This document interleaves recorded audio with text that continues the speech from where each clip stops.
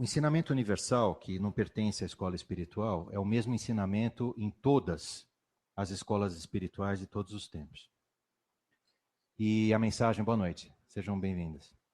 E a mensagem é sempre a mesma. A mensagem é: existe um princípio divino no núcleo do verdadeiro ser humano.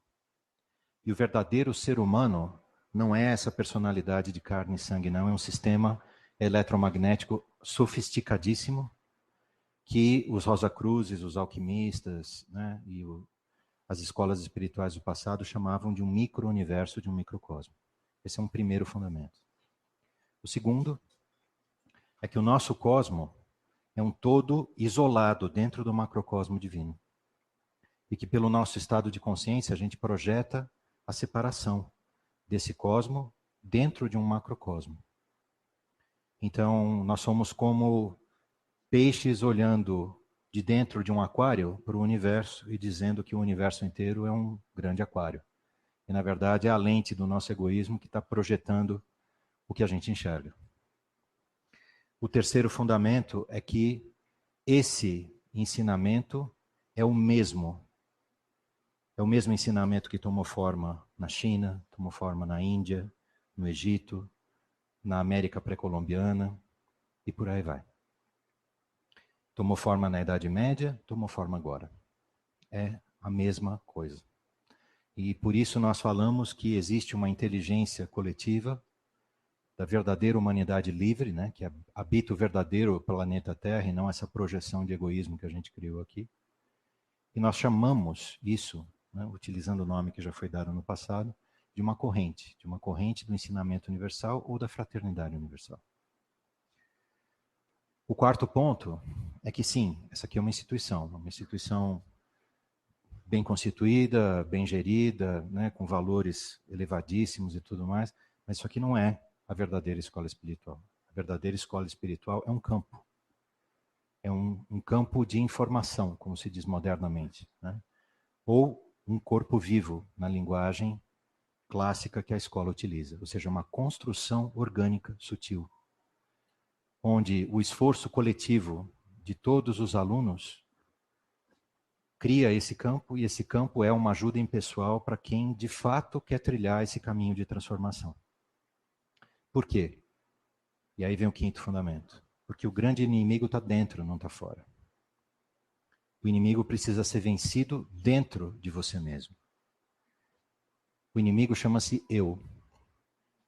Esse eu, que originalmente era um núcleo de consciência e que hoje se tornou, né, o centro do universo. Nós não somos heliocêntricos, nós não somos nem geocêntricos, nós somos egocêntricos. A astronomia evoluiu, a psique humana não. E nós ainda continuamos vivendo como se o eu fosse o centro de todo o universo. E, particularmente, o meu eu. O eu de cada um. Né? Então, esse pequeno preâmbulo, para chegar no tema de hoje à noite, que fala de 3 eus. Fala do eu inferior,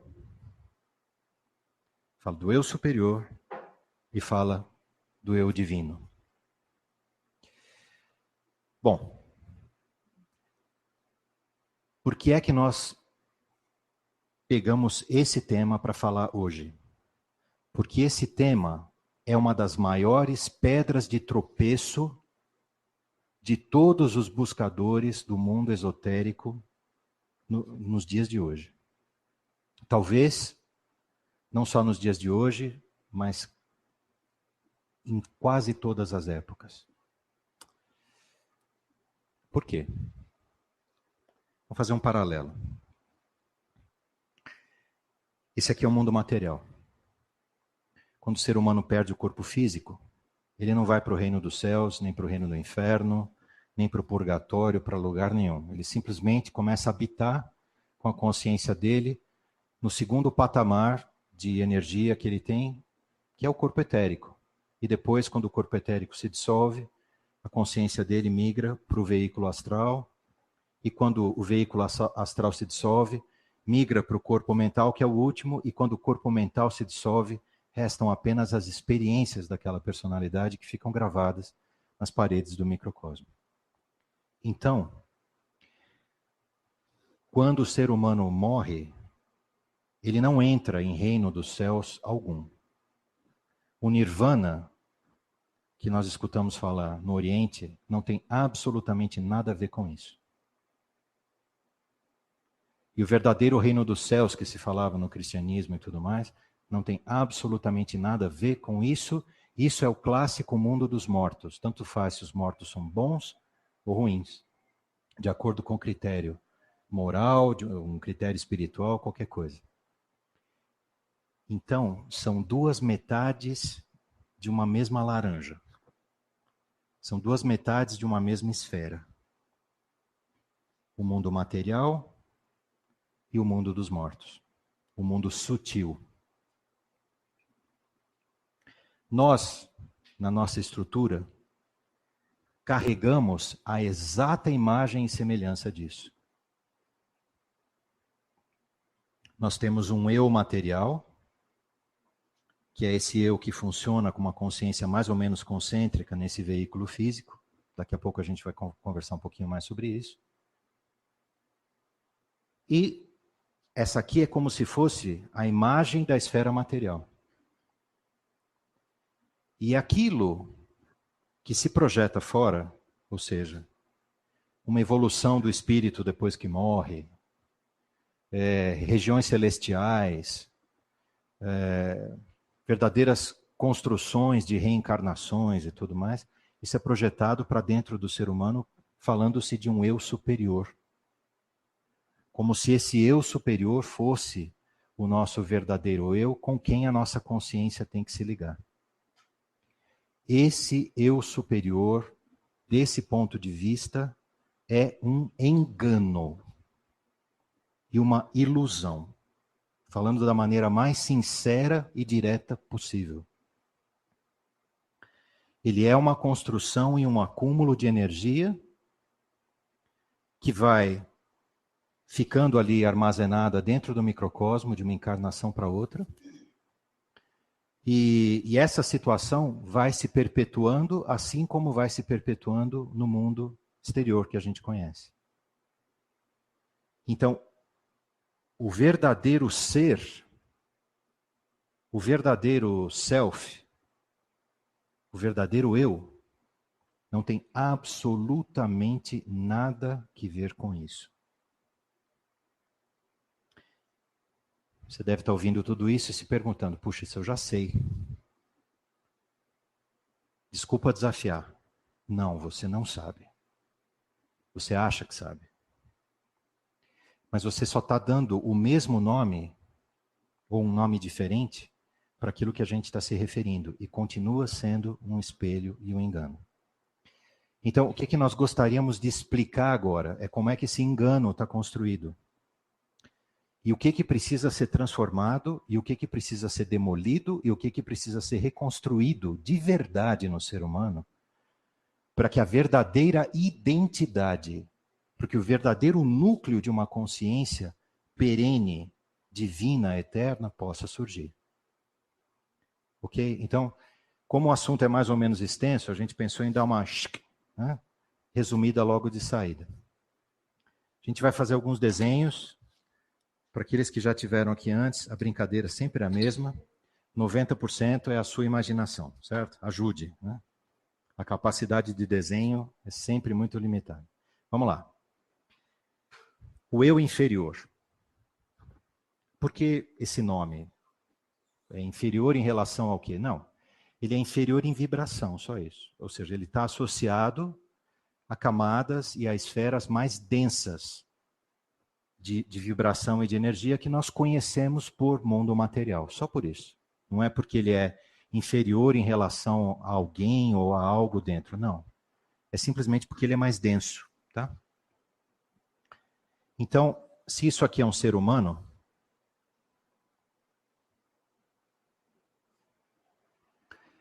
esse eu inferior tem 3 centros nesse ser humano.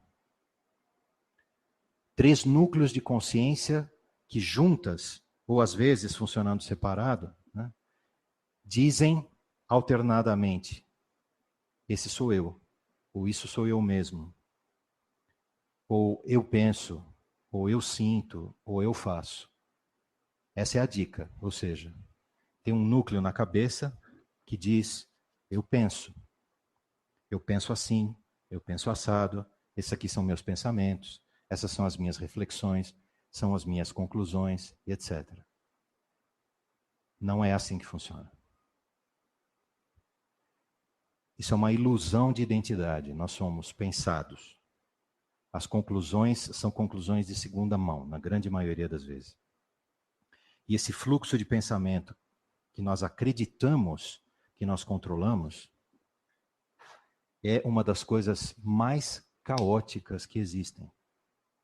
É um pensamento gerando o outro, dando para a consciência humana a falsa sensação de que ela é o motor, o ator de toda essa movimentação.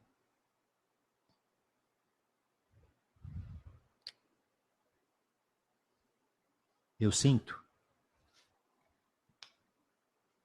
Eu gosto, eu não gosto.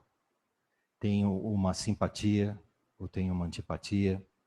Tenho preferências e assim por diante. Por que a gente aponta o coração? O coração é uma das centrais onde toda a energia emocional, que a gente chama de energia astral, circula. É uma energia que circula muito mais rápido que os pensamentos. E que dão para a gente uma sensação ilusória de identidade até mais profunda. Talvez você possa até abrir mão dos seus pensamentos, mas dos seus sentimentos você não vai abrir mão de jeito nenhum, não é? De quem você gosta de verdade, de quem você não gosta, de quais são os vínculos que você criou na sua vida e tudo mais. Mas isso também tem a mesma mecânica. É uma ilusão de identidade. Só que tem uma realidade mais real ainda, né? Mais ilusoriamente real, que é a tua realidade corpórea, a tua identidade corpórea, que é teu eu biológico, que está ancorado, digamos assim, em toda essa parte do organismo humano. No ensinamento universal, eles dizem o seguinte: você tem 2 cérebros no seu corpo, um cérebro racional e um cérebro biológico. Por aqui circula pensamento, por aqui vontade, né? E por aqui circula o quê? Circula energia e material de construção, substância astral e éter.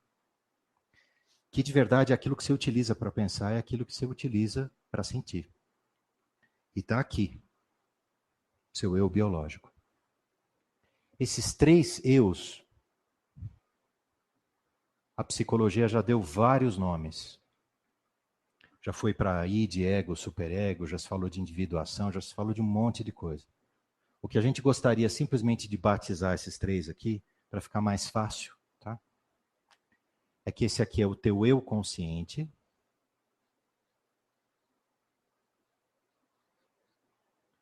Faça um esforço consciente de entender a letra.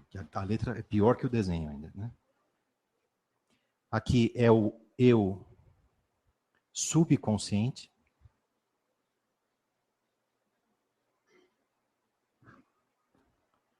E aqui é o teu eu inconsciente.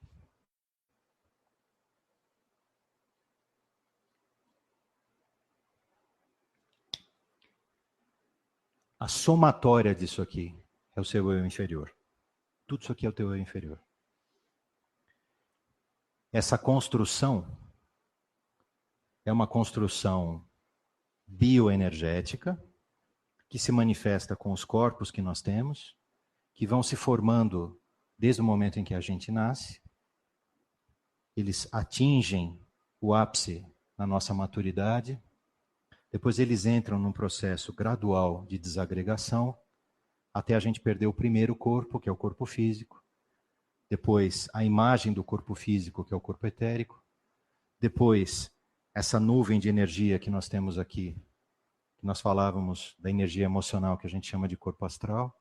E por último, o veículo mental. Então, o corpo físico e o corpo etérico estão ligados aqui. a realidade biológica. O corpo astral está ligado à realidade sentimental subconsciente, porque ninguém é verdadeiramente consciente dos seus sentimentos. Admitamos, né? E o eu consciente ligado ao corpo mental. Isso a gente podia chamar de alma, isso aqui a gente chama de corpo. Para quem já estudou um pouquinho do ensinamento universal, está faltando um terceiro elemento, não está? O que é? O espírito. Se isso aqui é uma alma, e isso aqui são corpos, se isso anima isso, a gente sabe que a alma é só uma alavanca. A verdadeira força que move a alma e a alma coloca os corpos em movimento é denominada no ensinamento universal como uma ideia extremamente poderosa. Essa ideia chama-se espírito.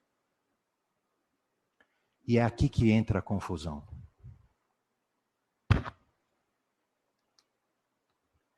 Existe um quarto eu. Um quarto eu que vai acumulando ao longo das várias encarnações onde essa personalidade é construída, que nem um castelo de areia na beira da praia. Aí vem o tempo, vem a onda, e resgata aquilo que é do tempo e desaparece tudo de novo. Só que as marcas dessas experiências, essas vivências vão ficando acumuladas nas paredes desse micro-universo, desse microcosmo que a gente vive. E ao longo do tempo, ao longo dessas infinitas encarnações, do mesmo jeito que acontece com o nosso planeta, ao longo da história da humanidade, tudo aquilo que é pensado, tudo aquilo que é sentido, tudo aquilo que é realizado, vai se gravando, como se fosse aqueles sarcófagos que a gente encontra no Egito, onde a vida do faraó está inteirinha entalhada em cima daquele monstro de pedra dentro do qual ele foi colocado depois de morrer. Então, tudo isso aqui vai se acumulando e é como se uma imagem, fosse sendo criada de tudo aquilo que foi sendo acumulado ao longo do tempo.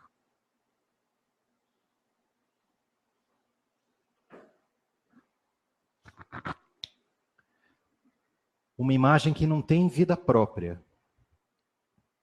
mas que é como se fosse o guardião de todas as chaves e de todas as cadeias que prendem a nossa consciência, a nossa alma e a nossa realidade, a nossa vida ou o nosso corpo. Essa figura, que muitas vezes já foi vista como se fosse um anjo,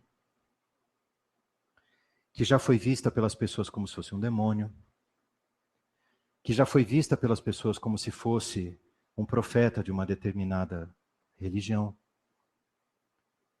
ou uma figura feminina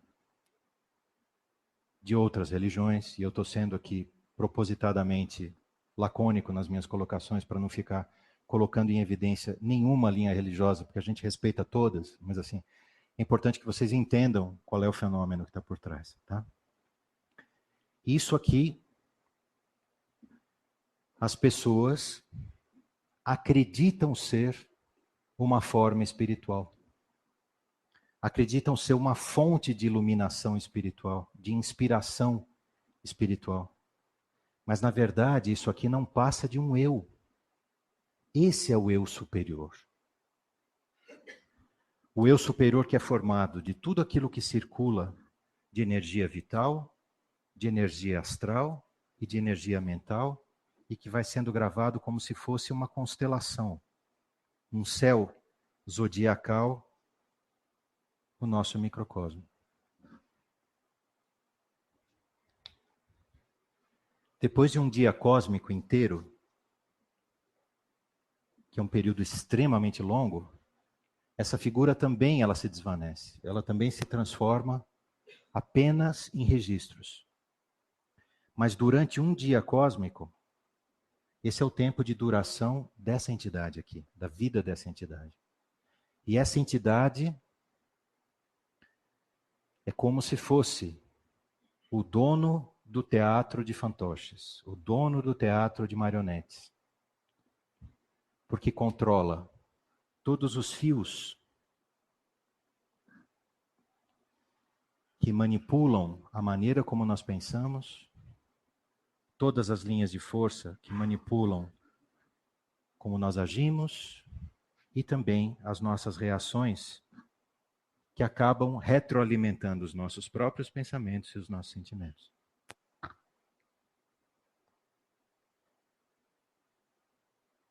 Então, esse é o eu superior.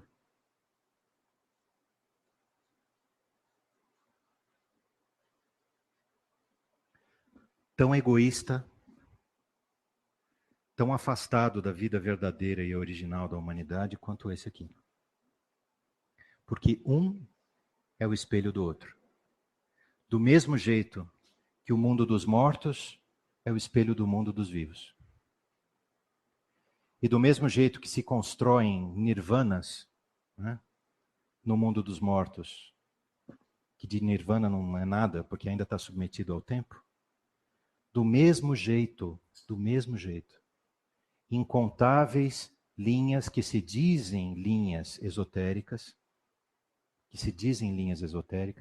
se prestam apenas para tornar esses fios ainda mais fortes. Através de quê? Eu vou dar 3 exemplos bobinhos, tá bom? Através de viagem astral. Então você aprende a transferir temporariamente a sua consciência para o seu corpo etérico, para o seu corpo astral, e você começa a visitar essas regiões do além. Através de exercícios de concentração mental, onde você está forçando a subida da força criadora, de um jeito ou de outro. E começa a despertar aqui os 7 sentidos ocultos. Por exemplo, clarividência. Por exemplo, clareaudiência. Por exemplo, telecinese. Influência sobre outras pessoas e por aí vai. Poderes. Ou, aqui, poderes curadores. Imposição de mão. Cura por manipulação de meridianos do corpo etérico. E por aí vai. Conhecimento, projeção, poder. Poderes para o eu inferior, que partem de onde? Do eu superior. Do eu para o próprio eu. E o que resulta disso aqui? Desse gênio da lâmpada que atende incontinente a todos os pedidos que são feitos aqui. Tic, tic, tic, tic. O que você quer agora? Eu quero ver o mundo astral. Toim. Senta aí, faz meia dúzia de exercícios, segue isso. Puf. Agora eu quero controlar a mente do outro. Então você vai lá na frente do espelho, concentra a mente, acende uma vela, barará, barará, né? Não, isso não acontece. Né? E aí você vai lá e tchum, né? Começa a controlar a mente do outro, do cidadão. Hipnotizar, curar, magnetizar, tarará. Bacana, né? Só que é uma barganha. Aquela expressão, there is no free lunch, não tem almoço de graça, né? É esoterismo puro e verdadeiro, né? O mundo é feito de um toma lá da cá. Não dá.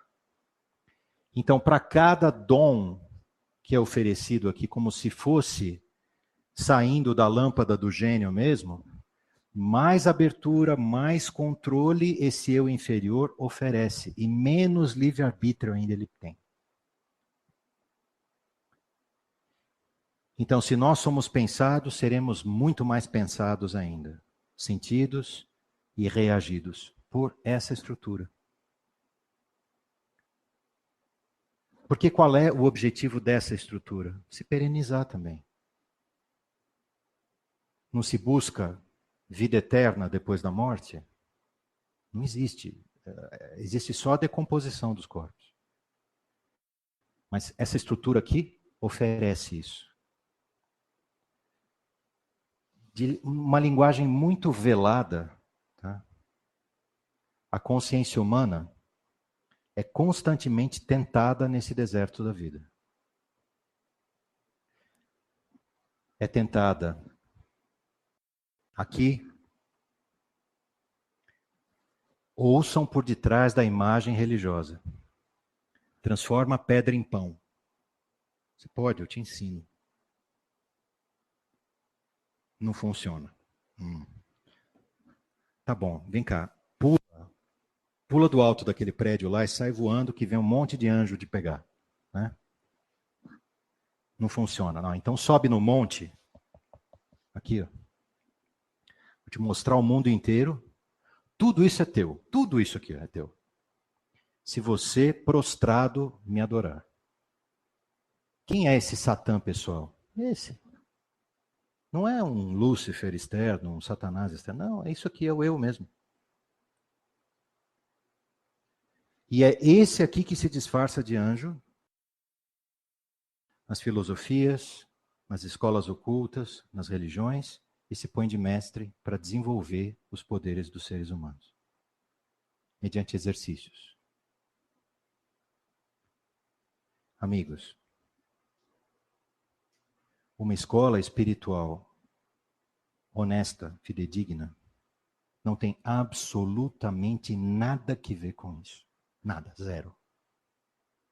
Porque a premissa de uma escola espiritual é que para o eu ela não oferece nada.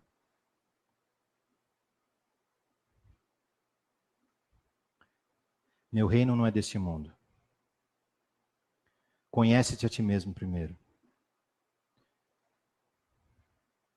Só sei que nada sei.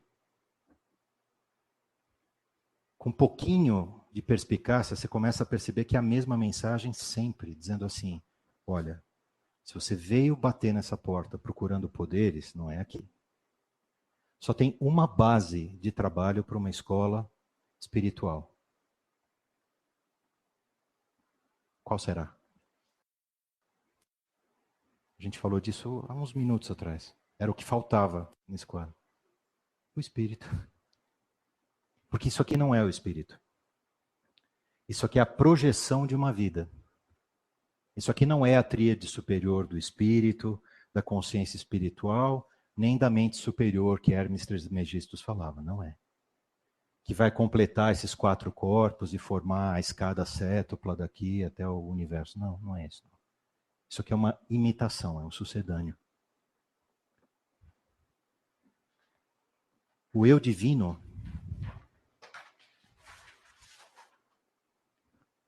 e eu estou virando a página não é porque ele está em outro plano, mas simplesmente que aquela está bem poluída pelo eu. Né? Então, vamos dar um comecinho. Né? Nós falamos do microcosmo, não falamos? Muito bem. Nós exploramos agora, nessa primeira meia hora, toda essa estrutura complicadíssima do eu. Não é?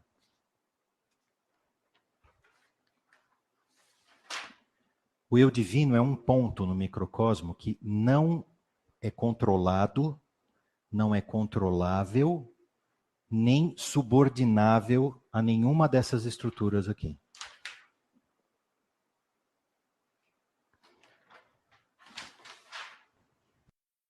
Ele é o centro matemático do microcosmo.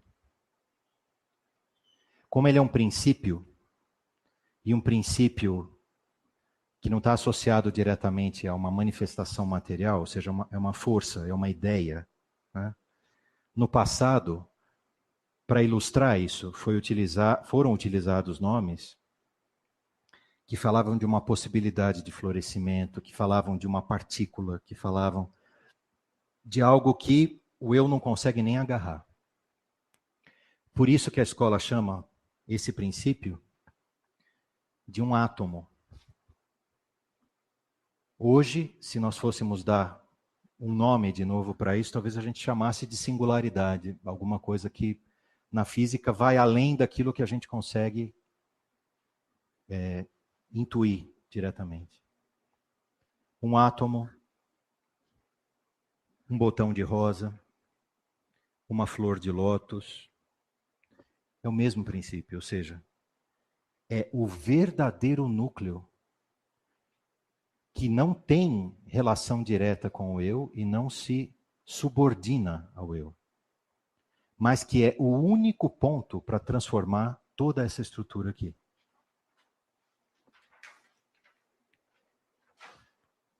E como se transforma? Começando da ideia mais potente do universo, que é o próprio espírito.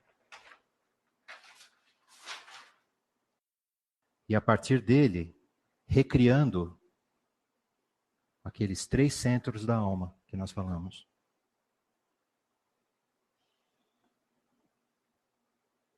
E uma vez que esses 3 centros da alma estão recriados, existe a possibilidade de uma transformação estrutural de toda a construção orgânica. Essa é a razão pela qual, com alguma liberdade geométrica, esse aqui é o símbolo da escola. E a proposta de trabalho da escola é recriar toda aquela estrutura anterior com base nisso aqui. Recriar como? Desenvolvendo, melhorando, deixando mais bonzinho, dando mais poderes, oferecendo exercícios? Não, zero disso. Demolindo. Demolindo a estrutura do egoísmo que está ancorada em tudo isso aqui. Através de um longo processo, de um longo caminho, que é levado a cabo em grupo. E que na escola leva o nome de discipulado.